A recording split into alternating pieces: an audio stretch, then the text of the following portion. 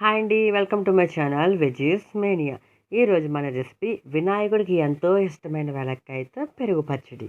మీరు ఇప్పటిదాకా చాలా రకాల పెరుగు పచ్చళ్ళు ట్రై చేసి ఉంటారు కదా. వెలక్కాయతో ఎప్పుడైనా చేశారా? ఈసారి ఇలా ట్రై చేసి చూడండి, ఖచ్చితంగా నచ్చుతుంది. ముందుగా 2 పండిన వెలక్కాయలు తీసుకోవాలి. అది ఎలా తెలుస్తుంది అంటారా? వెలక్కాయ పండితే ఒక మంచి స్మెల్ వస్తుంది. వెలక్కాయను కొద్దిగా బద్దలు కొట్టుకొని లో ఫ్లేమ్లో పెట్టుకుని స్టవ్ మీద చుట్టూరా కాల్చుకోవాలి. మనం కాల్చేటప్పుడు ఖచ్చితంగా కొద్దిగా అయినా బద్దలు కొట్టాలి, లేదంటే ఒక్కొక్కసారి కాయ పేలిపోయే ప్రమాదం కూడా ఉంది. కాబట్టి లో ఫ్లేమ్లో పెట్టుకుని కాయ చుట్టూరా మనం కాల్చుకోవాలి. దీనివల్ల లోపల ఉన్న గుజ్జు బాగా ఉడుకుతుంది. అది పక్కన పెట్టేసుకుని ఇప్పుడు ఒక ప్యాన్లో ఆయిల్ హీట్ అయిన తర్వాత మినపప్పు, పచ్చిశనగపప్పు, ఆవాలు, మెంతులు వేసుకొని ఒకసారి కలిపేసుకున్న తర్వాత 7 నుండి 8 ఎండుమిర్చి కూడా వేసుకొని బాగా ఫ్రై చేసుకోవాలి. కొంచెం కలర్ చేంజ్ అయితే సరిపోతుందండి. ఈ కలర్లోకి వచ్చిన తర్వాత ప్లేట్లో తీసుకొని చల్లారబెట్టేసుకోవాలి. వెలక్కాయ చల్లారిపోయిందండి. ఇప్పుడు దాంట్లో నుంచి గుజ్జును అయితే తీద్దాము. చాక్ అయినా స్పూన్ అయినా అట్లకాడ వెనకాల నుంచి ఎలా అయినా పర్వాలేదండి. దేనితోటైనా సరే గుజ్జు అంతా తీసేయాలి. మనకి పండిపోయిన వెలక్కాయ తీసుకున్నాం కాబట్టి పర్వాలేదు. అదే కొద్దిగా పచ్చిగా ఉందనుకోండి వెలక్కాయ, అప్పుడు కొద్దిగా వాటర్ వేసి స్టవ్ మీద పెట్టి ఉడకపెట్టుకుంటే సరిపోతుంది. చూసారు కదా, మనం పండిపోయిన వెలక్కాయ తీసుకున్నాం కాబట్టి ఇలా ఉంది.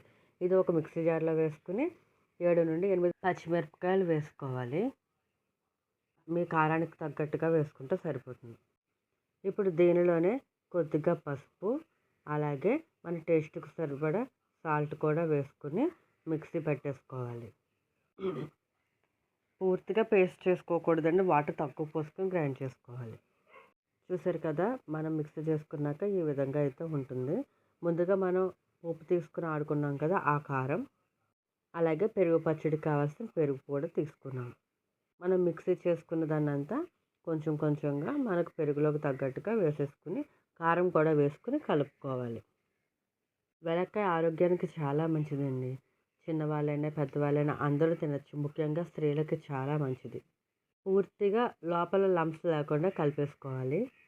ఒకవేళ మీకు ఇందులో సాల్ట్ కానీ కారం కానీ తగ్గింది అనిపిస్తే ఇప్పుడే కలిపేసుకోవాలి. ఒకవేళ మీకు ఇందులో సాల్ట్ కానీ కారం కానీ తగ్గింది అనిపిస్తే ఇప్పుడే కొద్దిగా యాడ్ చేసేసుకుని బాగా మిక్స్ చేసేసుకుంటే సరిపోతుంది. చూసారు కదా, మన వెలక్కాయ పెరుగు పచ్చడి అయితే రెడీ అయిపోయిందండి. దీనిపైన కొద్దిగా కరివేపాకు లేదా కొత్తిమీర వేసుకుని కలిపేసుకుంటే చాలా ఈజీ అండ్ టేస్టీ రెసిపీ వెలక్కాయ పెరుగు పచ్చడి అయితే రెడీ అయిపోయింది. మీరు కూడా ఇంట్లో ట్రై చేసి ఎలా ఉందో చెప్పండి. ఈ వీడియో కనుక మీకు నచ్చినట్లయితే లైక్ చేయండి, కామెంట్ చేయండి, షేర్ చేయండి అండ్ సబ్స్క్రైబ్ చేసుకోండి వెజీస్ మేనియా.